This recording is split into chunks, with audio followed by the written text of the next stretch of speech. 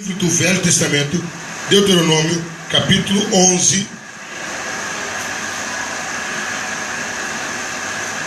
Deuteronômio, capítulo 11, de 26 a 28.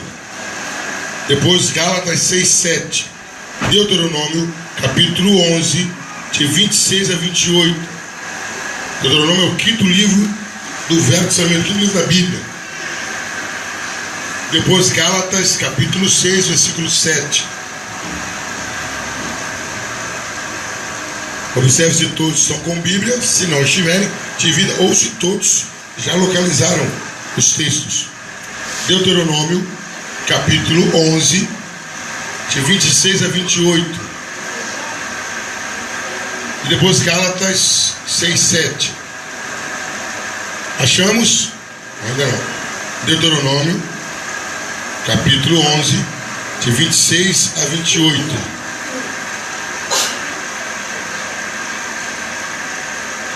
Deuteronômio 11, de 26 a 28. Achamos? Deuteronômio 11, de 26 a 28, depois Gálatas 6, versículo 7. Deuteronômio 11, 26 diz assim: Vede que hoje eu ponho diante de vós a bênção e a maldição. A bênção se obedecerdes aos mandamentos do Senhor vosso Deus, que eu hoje vos ordeno.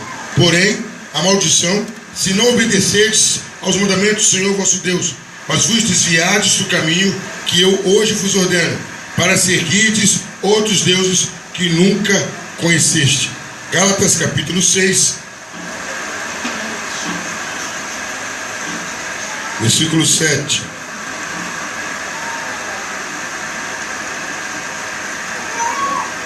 Gálatas, capítulo 6, versículo 7.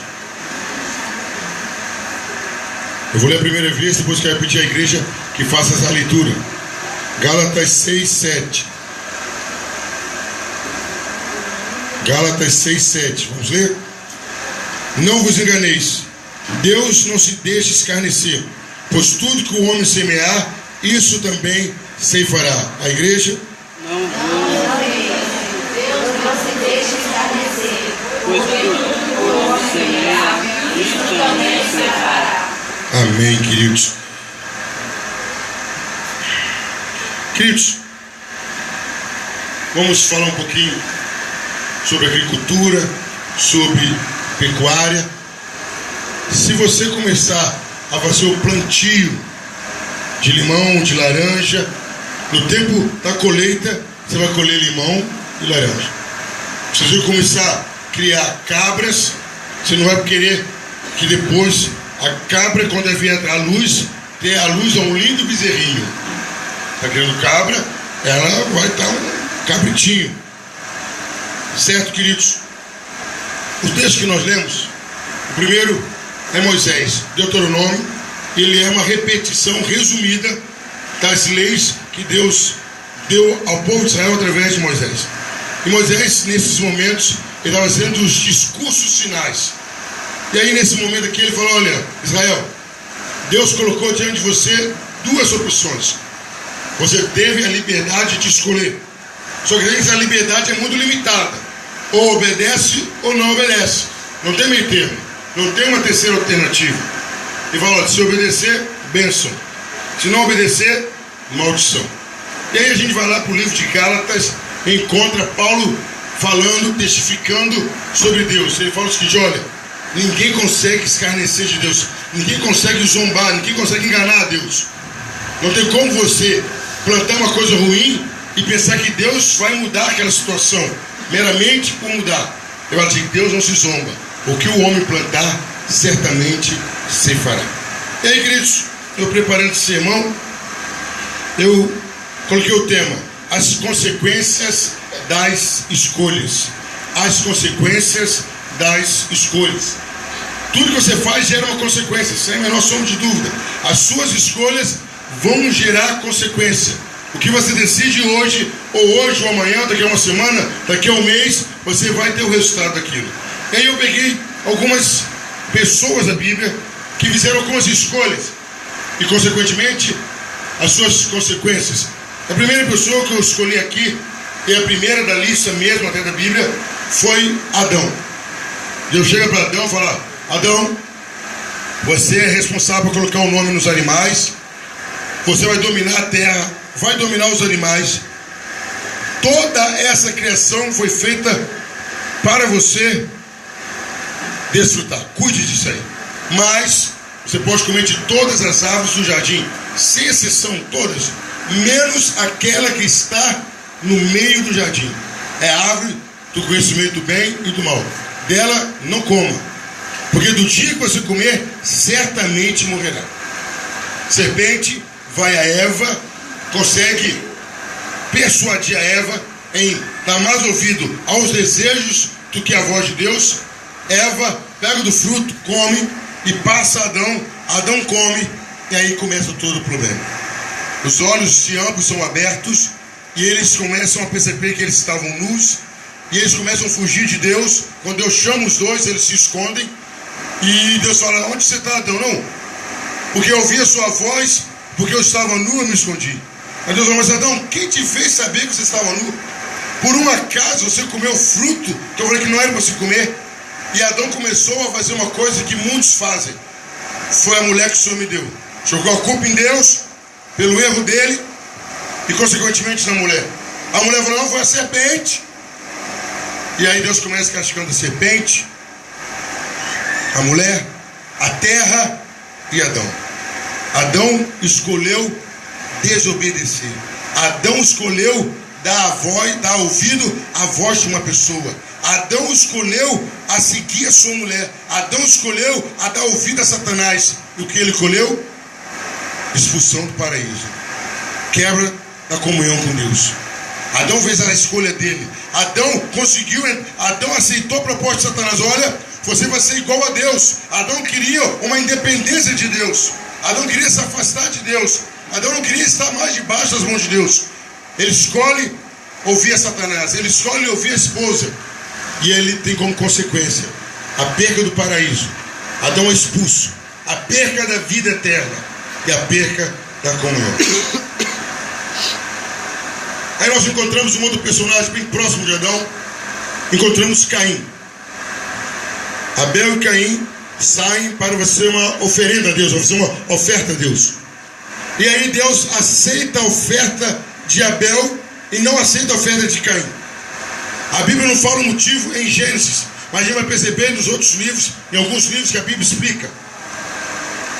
Com aquilo, Caim ficou muito chateado. Caim ficou irado. E o próprio Deus foi até Caim e falou: Caim, o seu desejo será contra você. O pecado está batendo na sua porta, mas cabe a você dominá-lo. Caim ouve a voz de Deus, chama o seu irmão para o campo e mata Abel. Caim decidiu dar vazão aos seus desejos. Caim decidiu seguir os seus instintos, a sua vontade, a sua carne. Caim satisfez a sua carne, mata Abel e teve sobre ele maldição. Caim decidiu desobedecer a Deus, fazer a vontade de Caim, e ele ganha maldição. Escolha de Caim: desobedecer a Deus, saciar a vontade dele de vingança, de inveja, e tem maldição na sua vida. Aí, queridos, nós achamos um outro personagem bem mais distante, chamado Rei Saul. Rei Saul, primeiro, era um homem que não deveria ser rei. Saul não poderia ser rei. Por que não deveria ser rei, pastor? Havia uma hierarquia das tribos de Israel. Tinha que ser primeiro a tribo de Rubens, depois a outra tribo. Saul era da tribo de Benjamim, a última tribo de Israel. Então jamais Saul poderia chegar a ser rei. Mas Deus coloca Saul, uma oportunidade que não era dele. Deus coloca Saul aonde não deveria estar. Ele vira rei. Mas aí, queridos, Saul começa a querer a servir a Deus do jeito dele. Saul não obedece nenhuma regra. Saul não obedece nenhuma ordenança. Primeiro Samuel falou: Saul, espera que eu estou chegando para sacrificar com você. Espera um pouquinho. Saul se apressa e vai lá e sacrifica o animal. Chega Samuel. Sabe o que você fez? Ah, Samuel, você demorou muito. O povo estava aqui me pressionando. Aí eu fui e sacrifiquei. Samuel, você errou, Saul. Você errou. Saul recebe outra ordem. A ordem era o seguinte: olha, Saul, o povo amalequita tem que ser todo destruído. Não pode sobrar nada dos amalequitas. Destrua tudo. Animal, pessoa, tudo. Saul vai para a guerra e mata tudo que ele acha que é feio. Mulher feia, homem feio, boi feio, vaca feia, cabra feia. Tudo que é feio ele mata. O bonito, o robusto, ele separa. Chega Samuel. Rapaz, Samuel tinha muita paciência. Samuel tinha muita paciência. Samuel fala: Saul, você fez o que Deus mandou? Fiz. Como que eu estou ouvindo, Saul, o gemido, o mugido do boi? Eu estou ouvindo as ovelhas. Aí Saul fala: não, Samuel, eu fiz isso para sacrificar a Deus. Esse rebanho bonito que eu separei foi para sacrificar a Deus. É onde aparece em 1 Samuel 15, 22, que Samuel fala: é melhor obedecer do que sacrificar. Deus não quer lã, Deus não quer gordura, Deus não quer nada disso. Deus queria a sua obediência. E Samuel sai, Saul segura na capa de Samuel, rasga. Samuel vira para trás e fala: assim como você rasgou a minha capa, o seu reino será rasgado de você. Saul escolheu fazer as coisas do jeito dele, da maneira dele, no tempo dele, da forma dele, e perdeu a oportunidade de ser rei em Israel. Uma oportunidade que não era dele, era um privilégio. Era um privilégio, mas ele desobedeceu. Saul escolheu fazer a vontade dele e não a de Deus. Primeiro personagem, quem foi, igreja? Adão. Qual foi o primeiro personagem, igreja? Adão. Segundo personagem? Saul. Terceiro personagem? Rei Saul.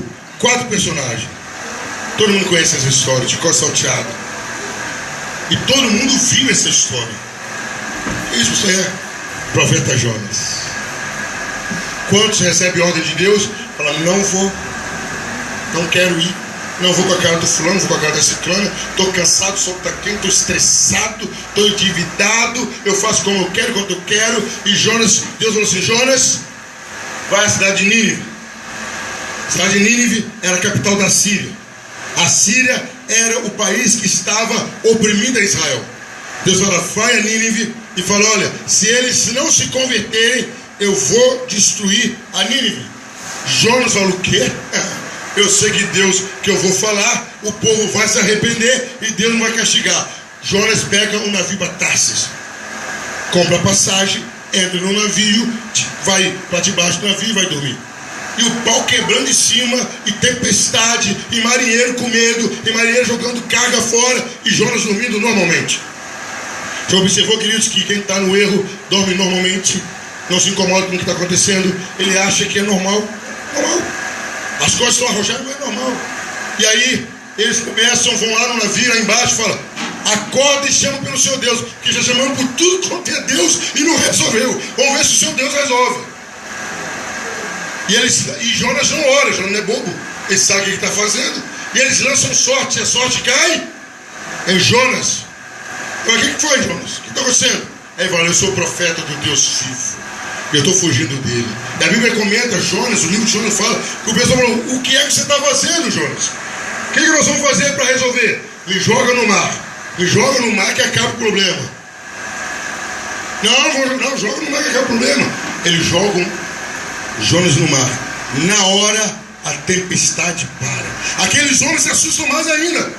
Deus prepara um peixe, engole Jonas, e Jonas lá dentro do peixe, 3 dias e 3 noites, uma referência ao sepultamento de Jesus e a sua ressurreição. Jonas lá dentro, ele clama a Deus, e o peixe vomita Jonas. Jonas sai, prega o evangelho, e as pessoas se convertem. Jonas escolheu fugir da presença de Deus. Jonas escolheu fugir de um compromisso com Deus, porque ele ganhou a morte simbólica. Jonas praticamente morreu dentro do peixe. Jonas praticamente morreu. Quando você se exclui do plano de Deus, você passa por uma morte espiritual. Você passa por um período de escuridão na sua vida. A sua vida perde sentido, seu ministério perde sentido. O seu chamado, o seu cristianismo fica vazio, fica escuro, fica sem sentido. Você não sente mais a presença de Deus. Jonas escolheu fazer a vontade dele. Experimentou a escuridão. Vamos falar de coisa boa agora, né? Vamos falar de coisa boa. Deus vira para um homem rico. Deus vira para um homem rico, totalmente estruturado, bem. Fala, sai da tua terra, sai da tua parentela e vai para um lugar que eu vou te mostrar. Abraão, ele não perguntou nem aonde, nem como, nem quando. Ele larga toda a sua parentela, ou quase toda, sai daquele lugar e vai para outro lugar. Abraão se torna mais rico do que era, mais conhecido do que era, mas o principal, Abraão se torna, ganha um título inédito. Somente Abraão recebeu esse título. Abraão se torna amigo de Deus e pai da fé. Abraão decidiu, escolheu fazer a vontade de Deus e foi exaltado, e foi abençoado. O seu nome entrou para a história. Hoje estamos falando de Abraão por causa da escolha que ele fez. Abraão amava tanto a Deus que foi capaz de sacrificar o filho dele por amor a Deus. Abraão sacrifica Isaac. Pastor, está falando errado? Não. Hebreus fala que na mente, no coração de Abraão, ele já tinha considerado Isaac morto. Mas ele acreditava, olha que coisa bonita. Abraão acreditava que Deus era poderoso para ressuscitar Isaac, porque Isaac era filho da promessa. Abraão escolheu confiar em Deus. Abraão escolheu depender de Deus. E o que ele colheu? Promessas cumpridas, milagres em cima de milagre na vida de Abraão. Primeiro personagem, Adão. Repita. Primeiro personagem, Adão. Segundo personagem, Caim. Segundo personagem, Caim. Segundo personagem, Caim. Terceiro personagem, Saul. Quarto personagem, Jonas. Quinto personagem, Abraão. Aí o anjo aparece. Sempre que eu lembro desse personagem, eu lembro da pastora Flor. Aparece um anjo. E aí a pessoa, como que a gente é cara de pau? Não é pastora não. Como que a gente é cara de pau? As coisas estão dando errado, as coisas estão dando erradas, e a gente sabe por quê. O anjo aparece e ele fala, por que está tudo dando errado aqui? Por que os midianitas estão bagunçando a gente? O anjo fala, ô Gideão, você está de brincadeira. O povo de Israel está fazendo as coisas do jeito que ele quer. Mas você vai lá e resolve. Gideão fala o seguinte, o povo de Israel é o menor povo que tem na terra. A minha tribo é a menor de Israel. A minha família é a menor da tribo. E eu sou o menor da minha casa. Gideão diz, o senhor escolheu a pessoa errada. O senhor escolheu a pessoa errada. Eu sou menor, não tenho capacidade. Mas Gideão, queridos, escolheu obedecer a Deus do que ficar olhando as suas limitações, do que ficar olhando as suas imperfeições. Ele falou, não, tá bom, sou eu. Queridos, o anjo acabou de falar com o Gideão, sabe o que ele fez? Ele pegou uma carroça, pegou um cavalo, saiu derrubando todos os ídolos que tinha, e saiu cortando com machado, derrubando. Ele passou a ser chamado de Jerubaal, o homem que derruba a imagem de Baal. E Gideão não parou por aí. Ele conseguiu vencer um exército com apenas 300 homens. Ele venceu o exército. Gideão escolheu obedecer a Deus. Gideão escolheu fazer a vontade de Deus. E teve grande vitória. Teve vitória miraculosa. Aquilo que era impossível para Gideão, ele conseguiu. E ele venceu. E por fim, queridos, não poderia faltar nessa lista, sob circunstância nenhuma, o nosso Senhor e Salvador Jesus Cristo. Ele larga toda aquela glória dele. Em Filipenses diz que ele se esvaziou de Deus.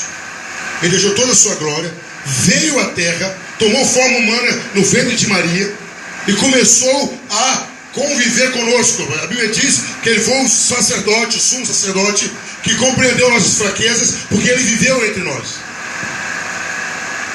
E aí, 33 anos e meio, quando chega o momento crucial de Jesus. O momento crucial de Jesus não foi a tentação no deserto. O momento crucial de Jesus não foi nem a cruz, foi no lugar chamado Getsêmani, Jardim das Oliveiras. E a ideia, dizem os estudiosos, que a ideia era essa. Ali era onde pegavam as azeitonas e amassavam as azeitonas, exprimiam as azeitonas para extrair o mais puro azeite. E Jesus foi para lá, para ser exprimido pelos meus e pelos seus pecados, pela presença do juízo de Deus. Jesus é moído ali. E naquela hora ali Jesus tinha que decidir. Naquela hora ali Jesus tinha que tomar uma decisão. E ele toma a decisão. Pai, passa de mim esse cálice. Pai, eu não quero passar por isso. Pai, eu não quero morrer. Pai, eu não quero ter as minhas mãos furadas. Pai, eu não quero levar soco na cara. Pai, eu não quero que o meu cabelo seja sujo de sangue com o meu sangue. Eu não quero uma coroa de espinho na minha cabeça. Eu não quero ser escorraçado. Eu não quero que ninguém cuspa no meu rosto. Eu não quero ficar sob o poder da morte. Eu não quero ficar no inferno. Eu não quero ficar debaixo da terra. Eu não quero isso não, Pai. Eu não quero ser abandonado pelos meus apóstolos, pelos meus discípulos. Eu não quero ser abandonado pelos meus amigos. Eu não quero passar por isso. Pai, eu já estou sentindo a dor. Já estou sentindo a angústia do inferno. Eu já estou sentindo que o Senhor longe de mim. Pai, eu não quero. Mas não seja feita a minha vontade, mas a sua vontade. Não importa o que eu quero, Pai. Não importa o que eu vou sofrer. Não importa o que eu vou passar. Não importa o quanto vai doer. É a sua vontade. É isso que o Senhor quer. É isso aqui. Eu faço a sua vontade. Jesus carregou a cruz prazerosamente. Cada soco, cada tapa, cada chicotada nas costas, ele glorificava a Deus, porque ele estava fazendo a vontade do Pai. Glória a Deus. Jesus escolheu fazer a vontade do Pai. O que ele escolheu? O nome acima de todos os nomes. Ele está agora sentado à direita de Deus Pai. Jesus venceu a morte. Jesus venceu Satanás. Jesus trouxe de graça o perdão para mim, o perdão para você. Trouxe de graça a salvação. E ele é recebido no céu em festa. E Deus fala: vem, meu filho, vem. Possui por herança o meu reino. E quando o ladrão pede um sinal, quando o ladrão pede uma chance, ele fala: hoje estarás comigo no paraíso. Adão, olha que coisa linda. Adão fecha a porta do paraíso e Jesus, pela sua obediência, abre a porta do paraíso e entra lá com o ex-ladrão. Jesus, que tem a chave do céu, do inferno, da vida e da morte, que abre a porta e ninguém fecha. Ele tem essa autoridade porque ele escolheu obedecer a Deus. As consequências de Jesus foram brilhantes. Satanás nem perto de Jesus. Jesus está todo poderoso e tudo que ele pede ao Pai ele recebe, porque Jesus escolheu fazer a vontade de Deus. Queridos, essa noite também é noite de escolha, também é noite de decisão, também é noite, se você começar a plantar agora, você começar a colher hoje, ou amanhã, ou daqui a uma semana, é hora de você começar a fazer as suas escolhas. E deixei bem claro que toda escolha tem consequência. E hoje, queridos, é dia de despertamento. E eles vão ser sinceros. Muitos de nós não estamos fazendo a vontade de Deus. Estamos levando Deus na barriga. Arrumamos todo tipo de desculpa. E hoje Deus está falando: o que você vai escolher? Vai me servir como cristão? Vai fazer toda a minha vontade? Vai priorizar o meu plano? Vai priorizar a minha obra? Vai priorizar meu reino? Ou vai continuar desse jeito? Eu ainda não estou dando as suas consequências. Estou te dando mais uma chance. Se você renunciar às suas prioridades, renunciar ao seu eu, renunciar aos seus planos, renunciar aos seus sonhos e decidir fazer a minha vontade. Vimos dos dois lados homens que fizeram aquilo que eles queriam, ou serviram a Deus do jeito que eles queriam, e o que eles escolheram. E vimos homens que falam: Pai, vou fazer do jeito que o Senhor quer, da maneira que o Senhor quer. Eu vou contra a minha vontade, vou contra os meus princípios, for contra a minha carne. Eu dou dom para você isso, mas eu não vou fazer porque o Senhor não quer que eu faça.